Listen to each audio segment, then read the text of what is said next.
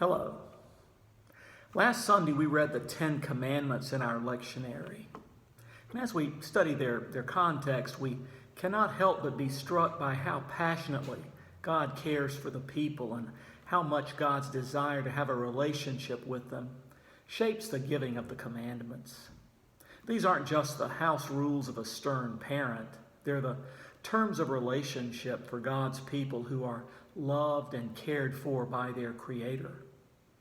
It's almost as though God is saying, look, I know what'll make you miserable, and here are 10 things to avoid that will keep you from misery. But by the time of Jesus, an elaborate system of purification had been developed.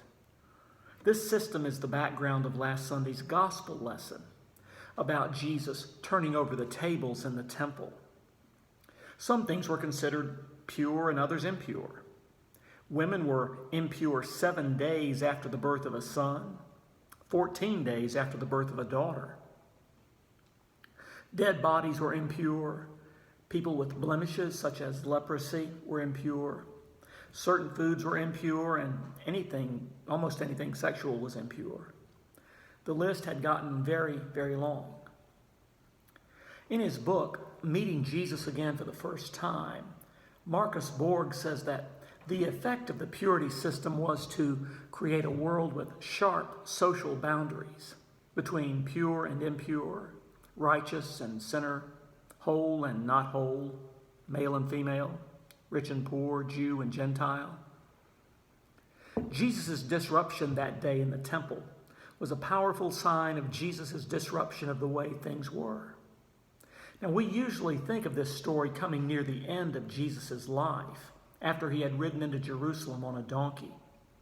It's a crisis scene, one of the last straws that led to his arrest, trial, and crucifixion. But in John's Gospel, the story comes in chapter 2. It's not near the end, but very near the beginning.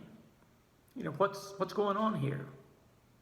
Did Jesus chase the money changers more than once? Was it a habit with him? I think it's more likely that all 4 gospel writers knew the same story, but John saw in it a particular meaning. For John, Jesus' actions in the temple pointed to the heart of who Jesus was and what he had come to do. It had to come here at the beginning, not at the end.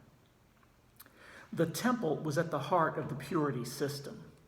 The animals being sold there were for sacrificial purposes.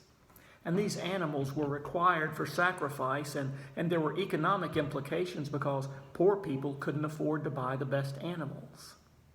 Money changers were an essential part of the system. Now, it was idolatrous to use Roman coins stamped with the emperor's image to buy your sacrifice. Thus, the money changers weren't simply making change for a 20. They were giving pure tokens in exchange for impure money. Jesus, deeply Jewish, shaped by the Torah, challenged the purity system in almost everything that he did. He challenged through his life and ministry the rules that named things and people pure or impure.